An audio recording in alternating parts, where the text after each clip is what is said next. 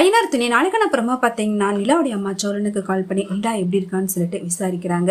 அப்ப சோழன் பேசிக்கிட்டு இருக்கும் போதே உங்க பொண்ணு டிவோர்ஸ்க்கு அப்ளை பண்ணிட்டா, சீக்கிரமாவே என்னை விட்டு பிரிய போறா அப்படிங்கிற விஷயத்த சொல்லிடுறாங்க. இதை கேட்டு அவங்க அம்மாவோ பயங்கரமா ஷாக். அடுத்து நிலாவுடைய அம்மாவும் அண்ணியும் நிலா கிட்ட பேசணுங்கிறதுக்காக நிலாவையும் சோழனையும் ஒரு ரெஸ்டாரண்ட்டுக்கு வர சொல்றாங்க. இவங்களும் அந்த இடத்துக்கு போறாங்க. அப்ப அவங்க அம்மா நிலா கிட்ட நீங்க ரெண்டு பேரும் ரொம்பவே சந்தோஷமா தாண்டி வாழ்ந்துகிட்டு இருக்கீங்க, இப்ப எதுக்காக நீங்க ரெண்டு பேரும் பிரிய போறீங்கன்னு சொல்லிட்டு டிவோர்ஸை பத்தி பேசுறாங்க. இதை கேட்டதுமே நிலா பயங்கரமா ஷாக் ஆறாங்க. இந்த விஷயம் எப்படி இவங்களுக்கு தெரியும்னு சொல்லிட்டு சோழனை பத்தி கேட்கறாங்க. சோழன் எங்க நம்ம மாட்டிக்க போறோமோ நினைச்சு சோழன் தெரியாத மாதிரி நடிக்கிறாங்க. எனக்கு எதுவும் தெரியாதுங்க, அவங்களுக்கு எப்படி தெரிஞ்சு கூட எனக்கு தெரியல அப்படின்னு சொல்லிடுறாங்க.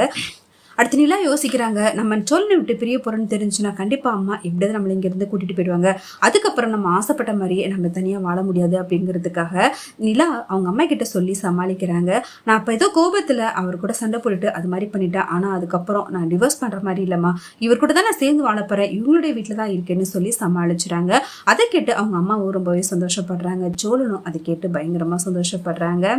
அடுத்து வானதி நைட்டு ஃபுல்லா தூங்காம பாண்டியன் கிட்ட போன்ல பேசிக்கிட்டு இருக்காங்க. வானதி தூங்காம பேசிக்கிட்டு இருக்கிறதே அவங்க அண்ணா கண்டுபிடிச்சுறாங்க. உங்ககிட்ட தான் போனே இல்லையே, இப்ப எப்படி நீ அவங்க கிட்ட பேசிக்கிட்டு இருக்க அப்படின்னு சொல்லிட்டு மிரட்டுறாங்க.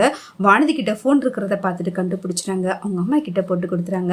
இவகிட்ட பாருமா, இவகிட்ட இருந்த போனை நீ வாங்கி வச்சுட்ட, ஆனா இப்போ ஒரு போன் வாங்கி பேசிக்கிட்டு இருக்கா அப்படின்னு சொல்லிட்டு கேட்கறாங்க.